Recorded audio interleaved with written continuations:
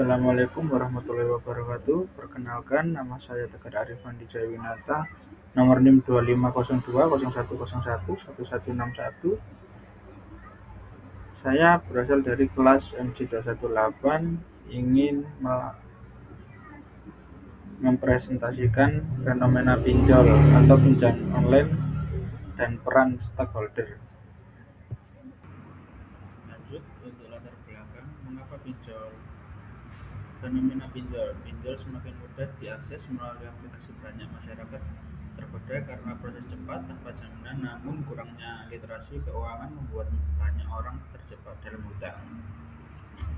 Bunga tinggi dan penagihan yang tidak manusiawi menimbulkan tekanan ekonomi dan mental.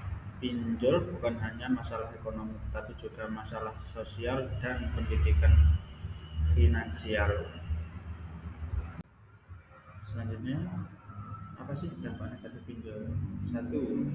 Hutang menumpuk. Banyak korban meminjam lagi untuk menutup hutang lama sehingga terjebak lingkaran hutang yang semakin dalam. 2. Data pribadi disalahgunakan. Pinjol ilegal menyalahgunakan data pribadi untuk mengancam dan mempermalukan peminjam kepada kontak mereka. 3. Stres dan gangguan mental. Tekanan penagihan, intimidasi menyebabkan stres berat, kecemasan, dan gangguan kesehatan mental pada korban. 4. Prestasi dan hubungan sosial. Prestasi belajar mahasiswa menurun dan hubungan keluarga serta sosial terganggu akibat beban hutang pinjol. Bagaimana peran pemerintah untuk mengatasi pinjol? Yaitu menertibkan pinjol ilegal, menertibkan dan menutup aplikasi pinjol ilegal yang beroperasi tanpa izin, kerjasama OJK dan Kominfo, berkoordinasi dengan OJK dan Kementerian Komunikasi Digital dan untuk pengawasan, memblokir aplikasi pinjol yang melanggar hukum dan merugikan masyarakat, edukasi literasi, memperkuat edukasi literasi keuangan kepada seluruh lapisan masyarakat dan mahasiswa.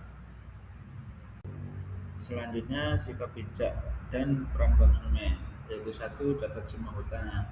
Catat seluruh hutang yang dimiliki agar keuangan lebih terkontrol. 2. Jangan gali lubang tutup lubang. Hindari meminjam ke pinjol lain hanya untuk menutup hutang lama. 3. Bijak rencana pembayaran. Susun rencana cicilan bertahap dan kurangi pengeluaran tidak penting. 4. Disiplin kelola, yaitu bangun kebiasaan disiplin finansial sebagai langkah keluar dari jeratan pinjol. Untuk selanjutnya, yaitu peran mahasiswa sebagai agen perubahan, yaitu 1. Mengedukasi masyarakat tentang bahaya pinjol ilegal dan cara menghindarinya. 2. Pendampingan korban, mendampingi masyarakat yang menjadi korban pinjol dan membantu mencari solusi. 3. Literasi keuangan, membantu meningkatkan literasi keuangan di lingkungan sekitar dan kampus. Dan 4. Contoh dan media sosial, menyebarkan informasi positif via media sosial dan menjadi contoh pengelolaan keuangan yang sehat.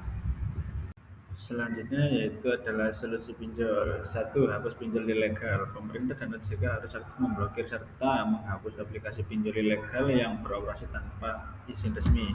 2. Pengawasan ketat terhadap bunga pinjaman dan sistem penagihan agar tidak merugikan satu atau mengintimidasi konsumen.